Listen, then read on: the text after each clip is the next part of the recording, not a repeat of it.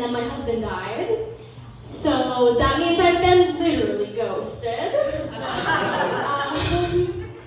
No, but when my husband passed, I was like, God, if you didn't want to be married to me anymore, you could have just used your words. Didn't have to go and die like that, but that's fine, I guess.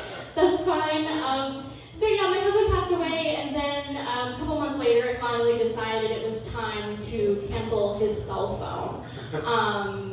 And let me tell you about how that conversation went. Ready? Here's my impression of it. Hello, this is the phone company. Hi, my husband passed away, and I just need to cancel his account. Hello, ma'am, I understand you're trying to make changes to the account. I do need to speak to the account holder in order to make any changes to the account. He passed away, so, can you just take his line off the account? That would be great. Yes, ma'am, I understand you're trying to remove a line from the account, but I do need to speak to the account holder in order to remove a line from the account. Okay, one second. Tony, can you? No, I'm sorry, he's still super dead. If you could go ahead and cancel the phone line, that would be great. Yeah, it's just another of those things that happen when someone you love passes away. Shortly after he passed, I got a new job, and that new job required me to move. So one thing I didn't have on my 35-year-old bingo card was moving into a new apartment and going, where is the most appropriate place for my husband's urn? So yeah, I decided to just put it on my dresser in my bedroom at the time. I don't know, it felt like the right thing. So then some time passed, and I was trying to get back out there a little bit, you know what I mean? And start bringing some guys back to the crib. And my friends are like, that's cool, Krista, happy for you, but you gotta keep the urn in the bedroom.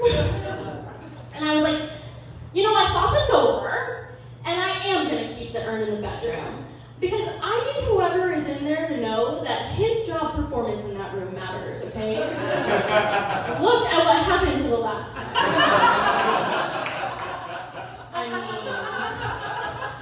No, but for real, one time I had a guy in there, and he was like, do you think I should get a Ouija board and ask for permission? And I was like, I don't know. I think he's enjoying his cuck lifestyle. You know what I mean? He's doing fine. No, but as you can imagine, I am in therapy. Can we clap it up for therapy? Yes. Thank you. You're my people. I love you. Therapy has been amazing for me. It's been life-changing. For a while, I thought I would only fuck a guy who also goes to therapy because I need to be fucked harder than my trauma. And that's a tall order.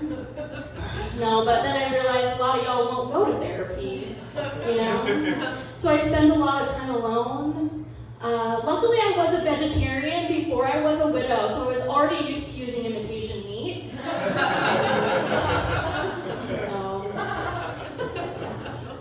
Another piece of therapy was that I got on some mental health meds. Anyone else for the mental health meds? Yes, mental health meds. I was put on 2 meds. The first one was Live Laugh Lexapro, and the second one was Wellbutrin. Yes. And these meds come with some super fun side effects. Does anyone know the side effects of these meds? No coming. Yeah, really difficult to come. Anyone else? Other side effects of this med? Weight gain, yeah. So those are the 2 big side effects, and I did get hit with both, which was super fun because I was kind of going through a wid-ho phase at the time, you know what I mean? Just kind of seeing what was out there, what I had been missing for the last 9 years. But I remember specifically taking my meds every morning, and I'd look at them, and they'd look back at me, and they were like, hope you like edging, you chubby slut, because it is not happening for you today, okay?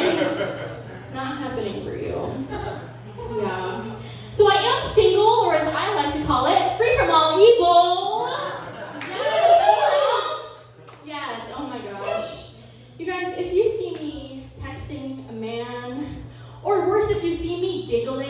text message, please just hit me with your car, because it will be less painful.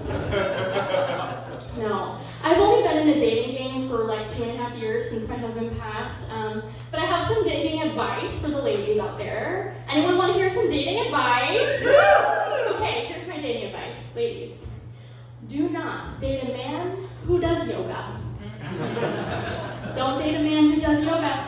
A man who does yoga is a man who thinks that downward dog is going to solve his downward spiral. Okay? It's bad. And then he wants you to be some like almond milk ass bitch named Moon Meadow. You know?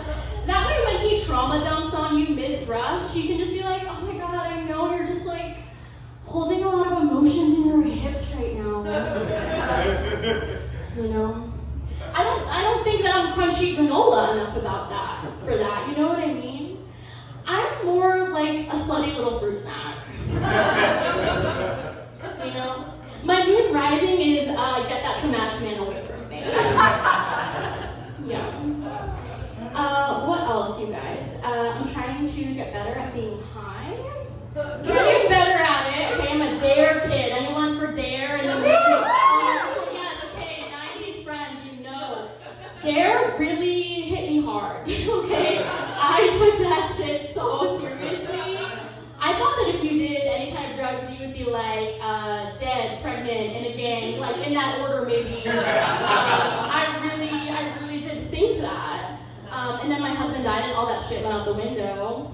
And so I tried to start smoking, but I can't do it. I'm like physically incapable. It's like Nancy Reagan put a force field around my lungs, you know? It's really tough. So I'm just an edibles girly now. I just do the edibles, which is great. The first time I did edibles, I very specifically remember I was in a hot tub, and I DoorDashed $50 worth of chips to my location. And then I made myself a chip charcuterie.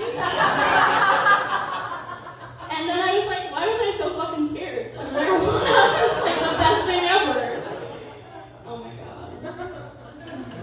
What else? I've been thinking a lot about my own funeral.